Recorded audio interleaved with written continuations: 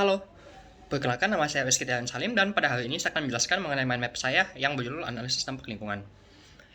Analisis dampak lingkungan adalah sebuah studi kelayakan sebab dalam undang-undang dan peraturan pemerintah serta menjaga lingkungan dari operasi proyek kegiatan, industri atau kegiatan-kegiatan yang mampu mengakibatkan kerusakan lingkungan. Baik itu pada sektor ekonomi, sosial budaya, politik, dan juga alam. Oleh karena itu diciptakan 17 SDGs atau Sustainable Development Goals seperti Zero Hunger, No Poverty, dan Health and Well-being untuk menciptakan perdamaian negara di mana goal tersebut akan bertahan sampai 2030.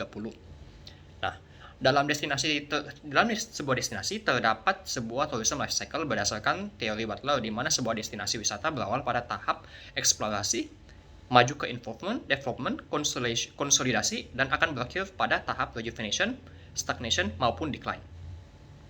Untuk memastikan sebuah destinasi dapat sustainable, maka dilakukan sebuah riset pemasaran yang dilakukan dengan mengidentifikasi permasalahan dalam sebuah destinasi dan memiliki tujuan tertentu. Setelah itu, dibuat sebuah rancangan penelitian yang didasarkan atas tujuan, yaitu eksplorasi, deskriptif, maupun eksplanasi, di mana eksplorasi sudah dikemukakan bahwa sebuah masalah belum dapat terlihat dengan jelas, di mana deskriptif, di mana masalah tersebut sudah mulai jelas, dan eksplanasi di mana permasalahan dari sebuah riset sudah sangat jelas.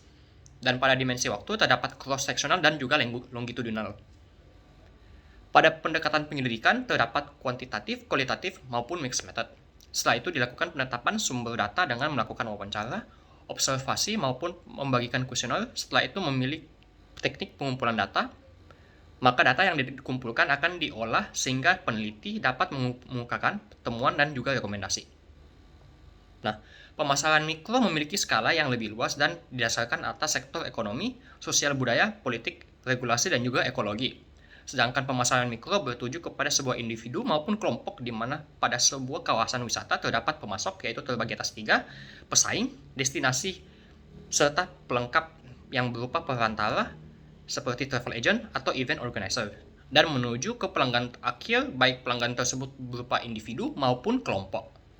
Nah, setiap individu maupun kelompok pastinya memiliki perspektif dan minat yang berbeda-beda. Oleh karena itu, seperti yang dijelaskan pada Maslow Needs Theory di mana terdapat 5 tahap, yaitu psychological needs, seperti terdapatnya restoran atau kafe maupun homestay, safety needs, seperti terdapatnya SOP atau regulasi untuk melindungi para turis, dan adanya love and belonging pada tahap ketiga, seperti adanya rural tourism maupun community based tourism, dan ada pada tahap keempat terdapat self esteem di mana adanya reward yang diberikan karena sudah mendapatkan sebuah achievement, dan adanya self actualization pada tahap kelima, seperti adanya quality tourism di mana seorang individu akan mengeksplorasi dirinya lebih dalam lagi terhadap hal-hal yang dia inginkan. Setelah itu, Maslow Needs Theory dapat dipengaruhi oleh faktor internal berupa aksesibilitas, produk, citra, diversifikasi, dan juga promosi.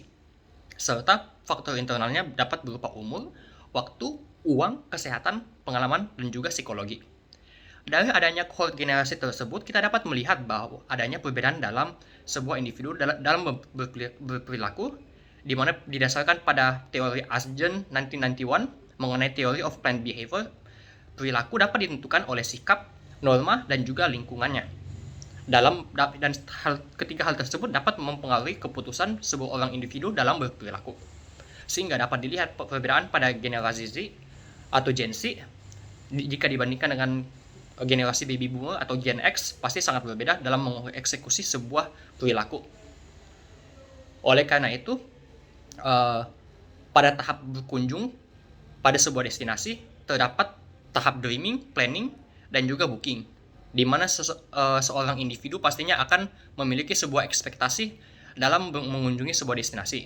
Setelah itu, pada saat berada di destinasi pastinya akan ada tahap experiencing atau langsung terjun dan beraktivitas pada sebuah destinasi, seperti langsung berpartisipasi dalam volunteer tourism untuk membersihkan pantai. Maka dari hal tersebut, turis tersebut dapat mengetahui pentingnya kebersihan dalam sektor tourism. Dan pada tahap sesudah berkunjung, maka akan terdapat review dan juga sharing seperti pada sosial media maupun word of mouth. Sekian presentasi dari saya, terima kasih.